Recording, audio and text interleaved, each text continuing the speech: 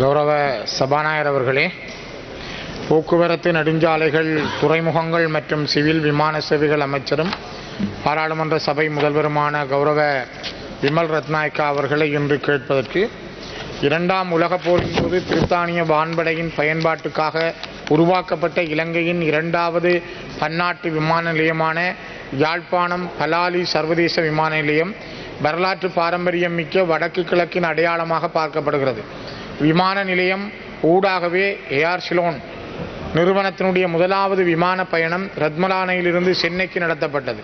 அதன் பின்னர் பலாலி விமான நிலையத்திலிருந்து சென்னை, திருச்சி, மதுரை ஆகிய தென்னிந்திய நகரங்களுக்கும் கொழும்புக்கும் விமான சேவை ஆரம்பிக்கப்பட்டு பின்னரான போர்க்கால சூழலில் பயணிகள் சேவை மட்டுப்படுத்தப்பட்டிருந்தது.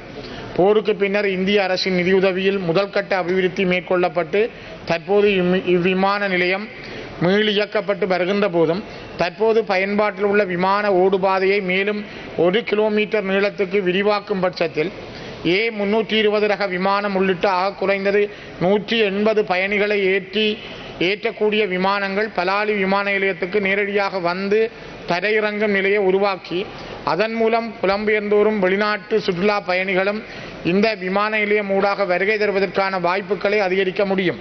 குறிப்பாக பெரிய ரக விமானங்கள் செயற்பட தொடங்கினால் பயணிகள் கொண்டு வரக்கூடிய பொதிகளின் அளவு 15 கிலோவிலிருந்து 30 கிலோவாக அதிகரிக்கப்படும்.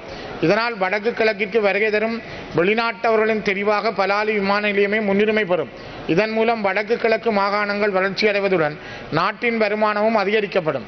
அதேவேளை வடக்கு கிழக்கில் உள்ள வரலாற்று தொன்மைமிகு ஆலயங்களை தரிசிக்க பெருமளவு இந்திய சுற்றுலா பயணிகள் வருகை தருவதற்கான வாய்ப்புகளும் ஏற்படுத்தப்படும். என்னுடைய முதலாவது கேள்வி, இவ்வாறான பின்னணியில் பலாலி சர்வதேச விமான நிலையத்தின் இரண்டாம் கட்ட அபிவிருத்தி காலம் தாழ்த்தப்படுவதற்கான காரணம் என்ன என்பதை அமைச்சர் அறிவிப்பாரா? இரண்டாவது, மேற்குறித்த அடிப்படையில் விமான நிலையத்தின் சேவை பரப்பை விரிவாக்குவதன் மூலம் புலம்பெயர் மற்றும் வெளிநாட்டு சுற்றுலா பயணிகளின் வருகையை அதிகரிப்பதற்கான திட்டங்கள் எவையேனும் அரசிடம் உள்ளதா? மூன்றாவது, கடந்த 2025 கௌரவ அமைச்சர் தாங்கள் யாழ்ப்பாணம் பலாலி சர்வதேச விமான நிலையத்துக்கு வருகை தந்தபோது 6 மாத காலத்துக்குள் விமான நிலையத்தினுடைய புனரமைப்பு பணிகள் முழுமைப்படுத்தப்படும் என உறுதியளித்து 5 மாதங்கள் நிறைவடைந்துள்ள போதும் அது சார்ந்த எந்த ஒரு முன்னேற்றகரமான செயல்பாடுகளும் இதுவரை ஏன் நடைமுறைப்படுத்தப்படவில்லை என்பதை அறியத்தர முடியுமா? நான்காவது, வடக்கு கிழக்கு அபிவிருத்தியில் பெரும் பங்கு வகிக்கும் இந்திய நாட்டின் உதவியுடனேயே இந்த விமான நிலையத்தின் முதற்கட்ட அபிவிருத்தி பணிகள் மேற்கொள்ளப்பட்டன. அதற்காக இந்திய அரசால் வழங்கப்பட்ட நிதியுதவி எவ்வளவு என்பதையும், இரண்டாம் கட்ட அபிவிருத்திக்கு தேவைப்படும் நிதி பெறுமதி எவ்வளவு என்பதையும், இரண்டாம் கட்ட அபிவிருத்திக்கான நிதியை இந்தியாவிடம் பெற்றுக்கொள்வதில் அரசாங்கத்திற்கு என்ன தடை உள்ளது என்பதையும் அமைச்சர் தெரிவிப்பாரா? ஐந்தாவது, அவ்வாறு எந்த தடைகளும் இல்லையெனில் பலாலி விமான நிலையத்தின் இரண்டாம் கட்ட அபிவிருத்தி பணிகள் எப்போது ஆரம்பிக்கப்பட்டு எப்போது முடிவுறுத்தப்படும் என்பதை அமைச்சர் இச்சபைக்கு அறிவிப்பாரா? இறுதி, ஆறாவது கேள்வி, பலாலி விமான நிலையத்தின் விரிவாக்கத்திற்காக சுவீகரிக்கப்பட்ட காணிகளின் உரிமையாளர்களுக்கு இழப்பீட்டுத் தொகை வழங்கப்பட்டுள்ளதா என்பதை தெரிவிக்கலாமா?